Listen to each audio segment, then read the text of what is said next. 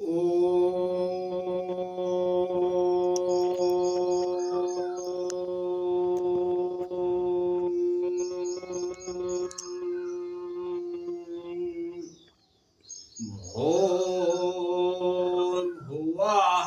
स्वः तत्सवितुर्वरेण्यं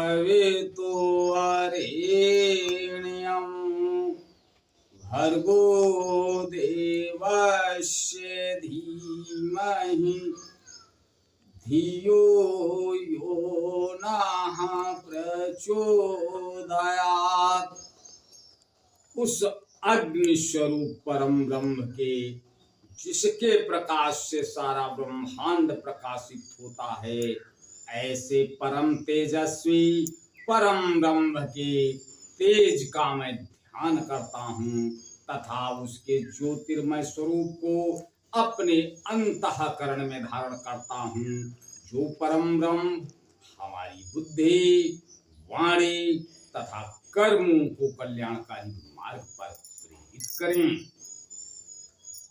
परम पूजनीय गोस्वामी तुलसीदास जी द्वारा रचित श्री रामचरितमानस महाकाव्य का ये भाग नंबर 216 आप लोगों के समक्ष प्रस्तुत कर रहा हूं।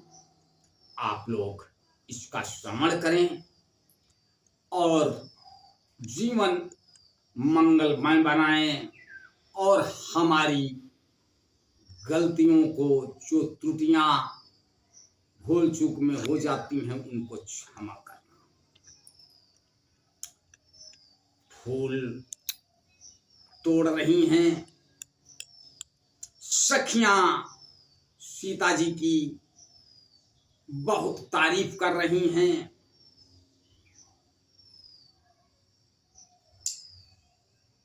सीता जी से वो चंचल सखी कहती है, तारीफ कर रही है भगवान राम की, कह रही है इनका शरीर इतना अच्छा है, वक्ष स्थल मणियों की माला है, शंख के सदृश सुंदर गला है, कामदेव के हाथी के बच्चे की सूंड के समान उतार चढ़ाव वाली एवं कोमल भुजाएं हैं, जो बल की सीमा है, जिसके बाएं हाथ में फूलों सहित दोना है।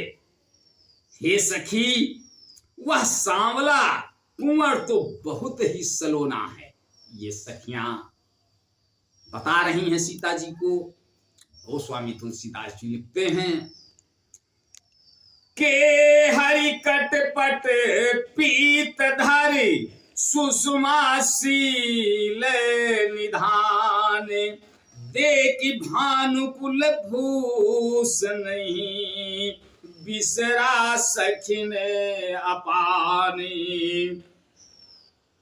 सिंह की सी पतली लचीली कमर वाले पीतांबर धारण किए हुए वह शोभा और शील के भंडार, सूर्य कुल के भूषण श्री रामचंद्र जी को देखकर सखियां अपने आप को भूल गईं।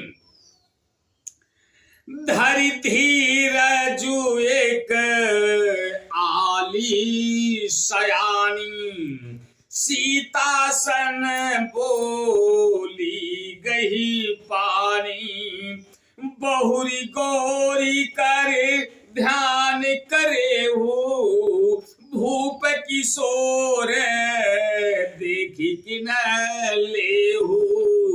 एक चतुर सखी धीरज धरकर हाथ पकड़कर सीता जी से बोली, गिरजा जी का ध्यान फिर कर लेना, इस समय राजकुमार को क्यों नहीं देख लेती।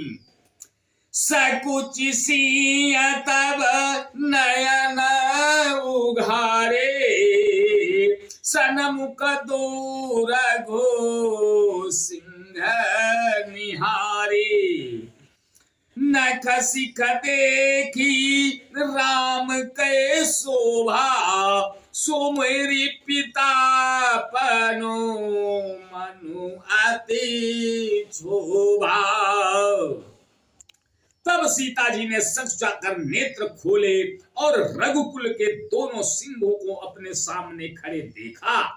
नख से शिखा तक श्री राम जी की शोभा देखकर और फिर पिता का प्रण याद करके उनका मन बहुत क्षुब्ध हो गया। पर बस सकीन लगी जब सीता, भयउ गहरू सब कहीं सविता। पुण्याऊ बही बेरिया काली, अस कही मन बिहसी एक आली। जब सखियों ने सीता जी को परवश प्रेम के वश देखा,